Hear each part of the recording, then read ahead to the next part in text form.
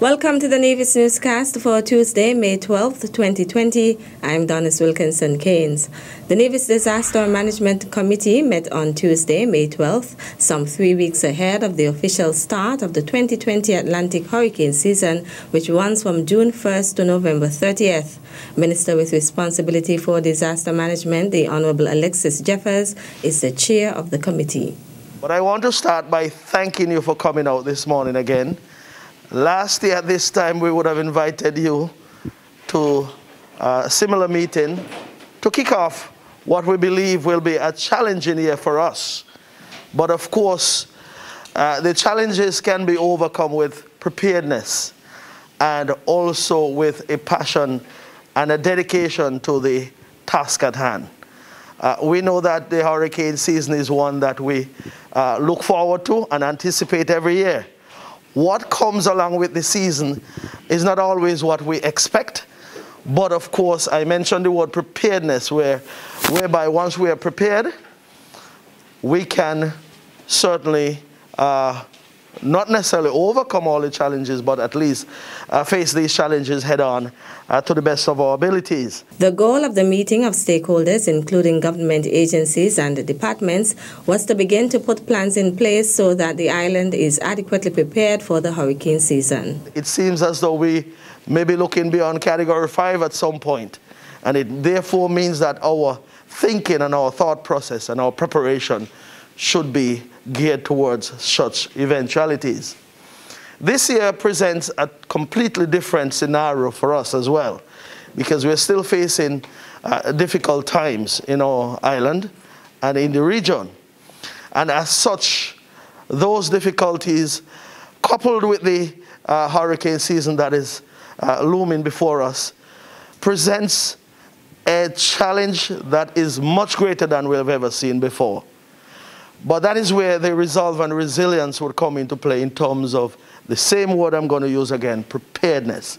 And that is why we're here this morning, to get started in terms of looking back to some of the challenges we had last year, getting some reports on our issues and difficulties last year and some of the accomplishments, and using those as the platform to build on moving forward into the 2020 hurricane season. The Ministry of Health and the Nevis Disaster Management Department are expected to meet with emergency shelter managers and volunteers at the Nevis Emergency Operations Center EOC at Long Point on Wednesday, May 13th. The objective is to have discussions with regards to operations and evacuation procedures which would be utilized during the 2020 Atlantic hurricane season. Happy International Nurses Day 2020. As Nevis joins the celebration of International Nurses Day, Junior Minister of Health, the Honorable Hazel Brandy Williams, today highlighted the fact that nurses continue to nurse the world back to health through health promotion, disease prevention, and the delivery of care in all settings.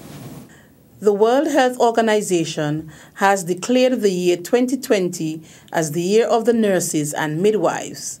Today, May 12, 2020, we stand with the rest of the world to salute the contribution of nurses everywhere. As we continue to promote this noble profession, let us be mindful of the ever-changing healthcare environment, especially during this ongoing COVID-19 pandemic. COVID-19 is a stealth virus, which means every person, whether patient, co-worker, or friend, is considered a potential threat. Since nurses are the ones who have the most consistent contact time with patients, they are at increased risk of contracting the infection. They remain, however, the vital link between patients, their families, and the rest of the healthcare team. In her address to mark the observance, Minister Brandy Williams noted that this year's theme, Nurses, a Voice to Lead, Nursing the World to Health, signifies the major role nurses play in delivering health care and improving the health of our people. During this public health crisis, nurses play and continue to play a critical role in managing and mitigating the spread of the disease. Our nurses remain on the front line of this response. They have seen the reality of this infectious disease and the global loss of life, yet they continue to deliver compassionate and competent care. Our nurses have taken the time to provide us with useful information to remain safe during this pandemic. Let us continue to show love and support for our nurses while they maneuver during this challenging time. To all our nurses, active, retired, or otherwise, the Ministry of Health and Gender Affairs says thank you for your relentless dedication and commitment to the profession. Meantime, Nurse Sylviana Andre Powell has been named by the Nevis Nurses Association as Nurse of the Year.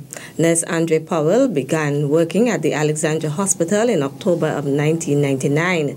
She did her orientation on all the wards and was appointed as a staff nurse on July 1st, 2001. Prior to this, she had accomplished 3 years of general nursing, which she completed in October 1997, followed by 1 year of maternal and child health, which culminated in August 1999 at the Clarence Fitzroy Brand College in St. Kitts. Nurse Andre Powell says it was always her desire to pursue a higher degree in the field of nursing. In 2006, she applied and was accepted to the University of the West Indies Hospital Nursing Department for the intensive care course. On September 3rd of that year, she left Nevis for Jamaica, where she completed the 6-month course, after which she spent an additional 6 months gaining experience to improve her skills in this area. Nurse Andre Powell, who says she is happy she made that decision, returned to Nevis in September of 2007 and worked at the Alexandra Hospital Intensive Care Unit, ICU, whenever there were patients. If there were no ICU patients, she worked wherever she was assigned. For the past 12 years, she has been stationed at the maternity ward at the Alexandra Hospital, where she has been involved in some of the changes that are being brought about in maternal and child health. She says she is determined to administer professional nursing care regardless of race, gender, or creed. On June 1st, 2007, Nurse Andre Powell was promoted to Assistant Nurse Manager. She is presently doing night duties until another opportunity presents itself when she can embark on a new challenge in what she describes as the wonderful and rewarding field of nursing. Still to come, OAS offering students COVID-19 emergency aid. The details after this break. Hi everyone, my name is Nayela Daniel and I have a very important message for you. Be safe, protect yourself and others, and practice social distancing.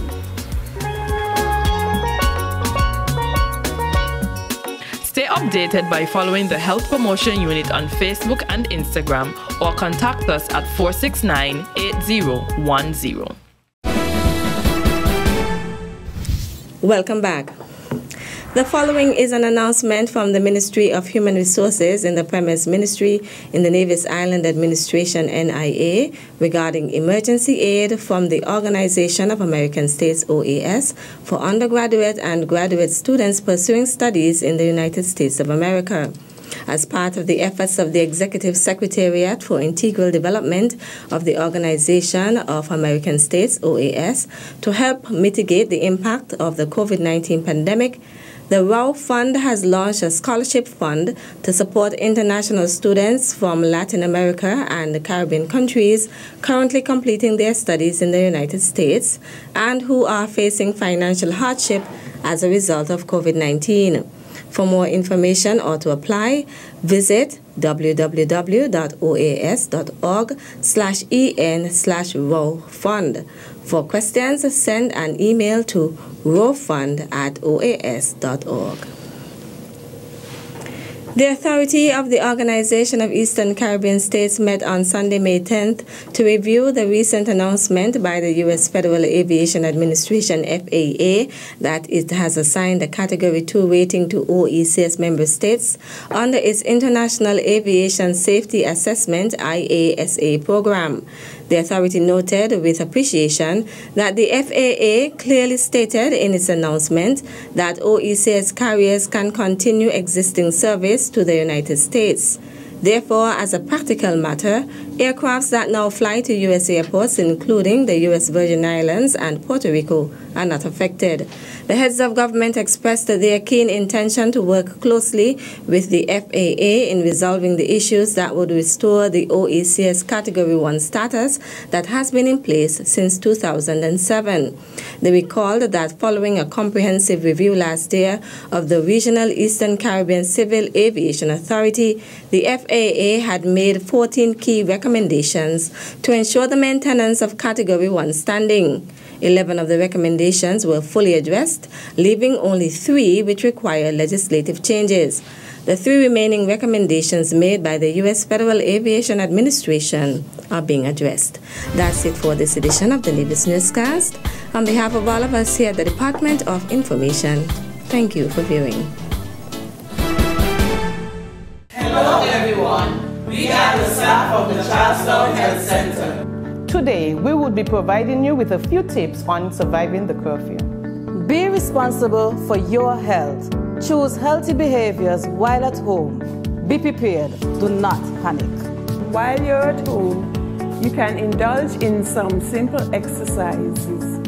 Avoid overeating and limit salty and sugary foods. Don't be careless. Remember to wash hands before and after all activities.